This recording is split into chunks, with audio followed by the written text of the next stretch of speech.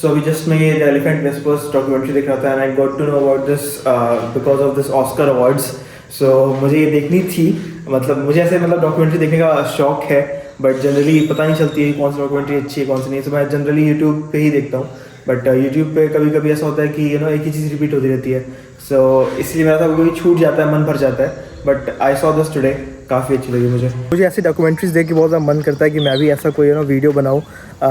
मेरा हमेशा से ऐसा मन रहा है, बट कभी फिर मैं ऐसे फोकस नहीं कर पाया, या फिर मैं कह लूँ मेरे को उतना नॉलेज नहीं है कि how to start and how to begin and how to show a story without narrating the whole story. So मुझे ये चीज़ सीखनी है. इसके लिए कई सारे कोर्स भी हैं, but mostly they are like they charge something. मैंने पास्ट में एक सिनेमेटोग्राफी के लिए एक कोर्स इनरोल किया था, बट उसको फिर कंप्लीट नहीं किया. सो देखता हूँ मैं अगर फ्यूचर में ऐसा कुछ मेरे को मिलता है जहाँ पे मैं इसको इस चीज़ के ऊपर फोकस कर पाऊँ, क्योंकि अभी तो बहुत टाइम है और अभी ऐसा कुछ है भी नहीं कि मतलब जॉब के अलावा जो मुझे करना है. So I think I can invest my time here also. मैं जम्मू से लौट के आया हूँ, तब से मुझे ये वीडियो बनाना था. And the reason I wanted to make this video so that if you are planning to go to Jammu और to Vaishno Devi Mandir, so you can plan better. मेरे साथ जो पूरे ट्रिप पे हुआ था, it happened because I did not plan that well. हमने बस डिसाइड किया हम 3 दोस्तों ने कि आई विल गो. एक्चुअली 4 थे, बट फिर एक ने बैकआउट कर दिया और फिर हम तीनों बच्चे और हम तीनों डिसाइड किया कि विल गो.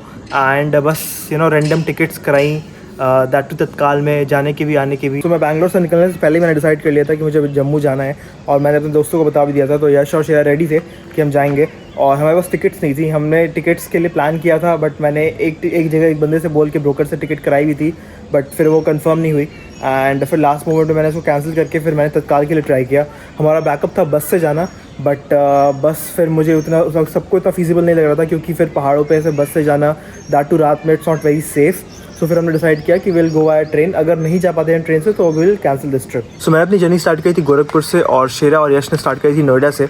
मुझे गोरखपुर से दिल्ली जाने में ऑलमोस्ट लगे थे 2500 रुपीज़, जो कि मैं बस से गया था, गोला बस सर्विस. और अच्छी बस है, स्लीपर है एंड काफ़ी कंफर्टेबल था. बट आई वुड से कि थोड़ा एक्सपेंसिव है, क्योंकि अगर आप सेम वही टिकट कराते हो अपनी ट्रेन में, तो मुझे 1500 पड़ा था उधर से लौटने का, जब मैं नोएडा से गोरखपुर आ रहा था. सो उस टाइम 1500 कॉस्ट किया था. तो it is little bit expensive, but ठीक है, मतलब मैंने टिकट पहले नहीं करा के रखी थी, तो इट वाज फाइन. अगर मैं दिल्ली से अपनी जर्नी की बात करूँ, तो दिल्ली से मुझे कटरा जाने का ट्रेन का चार्ज था 1400 रुपीज़, और आप वहाँ से वॉकिंग डिस्टेंस पे होटल मिल जाते हैं. तो हमने उनमें से कोई एक चूज़ कर लिया था, एंड विच वॉज ओकेश. मतलब सर्विस वाइज मतलब कुछ ही सर्विस नहीं थी, बस they will give you a room, that's all. But apart from that, एक रूम में जाके फ्रेश होने के लिए, सामान रखने के लिए, इट वॉज वर्थ इट. सो हमने 600 का रूम लिया, जो कि हम 3 लोगों को पड़ा 200 रुपये का. एंड 200 रुपये के रूम में हमने 24 घंटे निकाले, but which was a great deal. Even तो मैंने क्रिटिसाइज़ किया था उस होटल को, बट मतलब that deal was very fair to us, क्योंकि इतने सस्ते में मतलब आज तक मैं कभी रहा ही नहीं हूँ किसी भी होटल में. बैंगलोर ले लो, देहरादून ले लो. सो होटल से मैं मंदिर के गेट तक जाने में हमें लगा था 100 रुपये ऑटो ने चार्ज किया था. और जो वहाँ पे रजिस्ट्रेशन कार्ड बनता है, जो आपको दिखाया था, वो फ्री का बनता है, तो कोई चार्ज नहीं लगता. They will just ask you name, आप कहाँ से आए हो, आपका पिन कोड जहाँ से आप आए उस सिटी का, that's all. So that was free, वहाँ पे कोई पैसे नहीं लगे. उसके फिर हमने चढ़ाई स्टार्ट करी. हमने थोड़ा बहुत कुछ खाना पीना किया, जो कि हमारा जब हमने पूरा कैलकुलेट किया तो इट वाज अराउंड 600 ईच, जो हमने पूरा स्टार्ट से एंड तक पूरा खाना खाया, जो भी किया. क्योंकि एक्चुअली हमने ज़्यादा कुछ खाया नहीं था हम, क्योंकि बहुत तेज़ चढ़े एंड मोस्टली पानी पी के चढ़ रहे थे.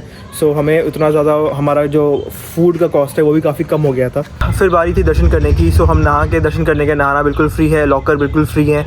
सो मैंने लॉकर में सामान रखा, नहा के दर्शन करने गए, फिर सामान लिया, और फिर हम जो पैसा लगा हमारा बेसिकली प्रसाद में लगा था, और फिर हम ऊपर गए और ऊपर भैरव बाबा का दर्शन किया, और फिर हम नीचे आए, फिर खाना खाए. तो वहाँ पर समझ लो हमारा 200 का खाना आया था ईच.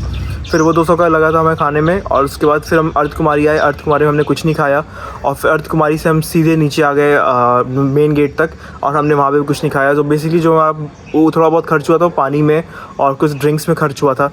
सो आप कह लो हमारा रिटर्न में भी नॉट मोर देन 300 ईच. सो 900 पूरा हमारा लगा था खाने का. और लौटने के बाद हमारे पास होटल था दोपहर के 12 बजे तक, तो हमें कोई इशू नहीं था. हम आराम से सोए 8-9 घंटे, और उसके बाद फिर उठ के हमने चेकआउट कर दिया. फिर हम चेकआउट करने के बाद सिटी में घूमे, इधर उधर खाना खाए, कुछ शॉपिंग करी.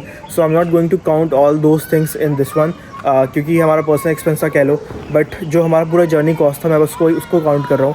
और फिर हमारी शाम की ट्रेन थी, अभी रात की ट्रेन थी, रात के 10 बजे, और फिर हम रात की ट्रेन पकड़ के वापस आ गए और हमारा फिर से ट्रेन का कॉस्ट अराउंड 1400 था। सो अगर मैं दिल्ली से सब कुछ सम अप करूँ तो आई थिंक जो मेरा पूरा कॉस्ट आ रहा है इंडिविजुअली दैट इज़ अराउंड 3800।